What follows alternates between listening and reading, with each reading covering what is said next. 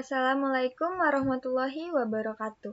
Halo teman-teman, perkenalkan nama saya Nadia Sipa, asal sekolah SMKN Negeri 2 Purwakarta, kelas 11 TKJ 2. Di video sebelumnya saya sudah membahas tentang jaringan komputer. Di video kali ini saya akan membahas tentang dasar Cisco. Di video kali ini saya akan membahas tentang Cisco, sertifikasi Cisco, praktik menggunakan Cisco paket tracer, dan yang terakhir perintah dasar terminal Cisco. Oke, kita lanjut aja ke materi pertama. Cisco merupakan perusahaan yang mengembangkan, memproduksi, menjual perangkat network seperti switch, router, security device, diantaranya firewall, ISA, email security appliance, WSA, web security appliance, firepower, dan IPS. Juga Vape device, data center, Nexus switch, wireless, WLC. Oke. Jadi, perangkat-perangkat yang memproduksi hampir di semua network tersedia mulai dari switch, router, firewall, access point, dan VoIP. Juga dia memproduksi software-nya. Kalau yang tadi kan perangkat kerasnya, yang ini adalah perangkat lunaknya. Yang pertama ada iOS. Ini yang paling umum digunakan dan sering kita jumpai di perangkat Cisco seperti switch 3750, router 1841. Oke, yang kedua ada iOS XE. Ini adalah operating system yang sering dijumpai di produk-produk interface. Ada router ISR 4331. Oke, yang ketiga ada iOS XR, ISP, contohnya router ASR 9000 series. Dan yang terakhir ada NXOS, merupakan data center network Cisco yang punya operating sistemnya OS, contohnya perangkatnya yaitu switch Nexus. Kita lanjut ke materi selanjutnya, sertifikasi Cisco. Sertifikasi merupakan sebuah alat ukur terhadap seorang engineer apakah sudah kompeten di bidangnya atau belum. Sertifikasi sebagai pembuktian kalau seorang sudah memenuhi syarat terhadap suatu materi. Oke, di sini jadi pada tahun 2020 bulan Februari, Cisco itu ada 4 level dan sekarang itu sudah ada 5 level. Yang pertama ini kan entry level, kedua associate level, yang ketiga spesialis level, yang keempat professional level, yang terakhir expert level. Jadi, entry level adalah memacu pada peran atau keterampilan yang membutuhkan sedikit pengalaman atau bahkan tanpa pengalaman kerja sebelumnya. Posisi entry level biasanya dirancang untuk memberikan kesempatan kepada individu untuk belajar dan mendapatkan pengalaman yang diperlukan. Oke, lanjut ke associate level.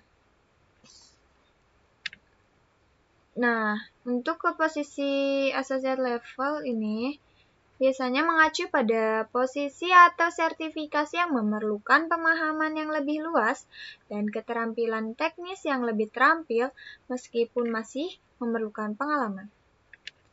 Di spesialis level ini adalah tahap karir atau sertifikasi yang nunjukin keahlian yang mendalam. Lanjut ke professional level. Professional level adalah keterampilan tingkat tinggi dan pemahaman yang menyeluruh di bidang tertentu. Yang terakhir ada expert level.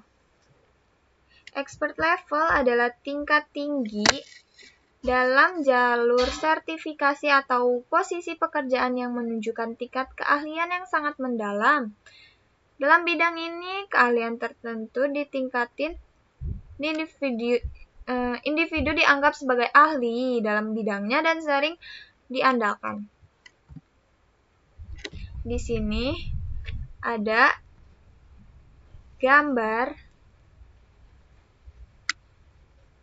mengenai sertifikasi pada Cisco. Yang pertama ada CCNA. Next levelnya adalah CCNP. CCNP ini sepaket dengan spesialis level. Next levelnya ada CCIE. Nah, untuk sekarang sertifikasi yang berlaku adalah hanya CCNA, CCNP, dan CCIE. Oke teman-teman, di sini saya sudah mempunyai aplikasi Cisco-nya. Ini adalah tampilan pertama aplikasi Cisco. Di bagian sini ini ada PC, laptop, server, dan lain-lain. Di sebelahnya ada kabel. Kabelnya ada konsol, stretch, cross, dan yang lain-lain. Ada router juga, ada switch, dan banyak lagi. Oke, kita ke bagian atas. Di bagian sini ada surat, supaya mengirim surat. Terus ada buat namanya dan ada buat hapusnya. Oke, di sini kita langsung praktek aja ya teman-teman. Di sini kita ambil PC-nya. Kita praktek yang 2 PC ya. Kita tambahkan 2 PC.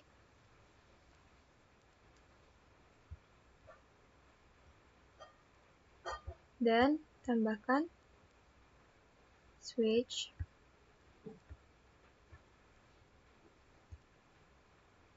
Lalu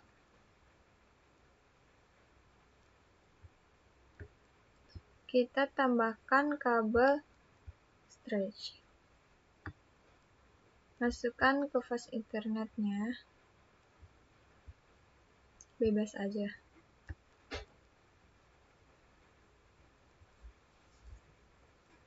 Oke, di PC ini kita tambahkan IP address-nya.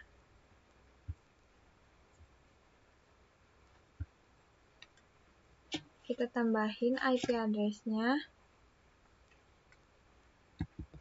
192.168.10.1.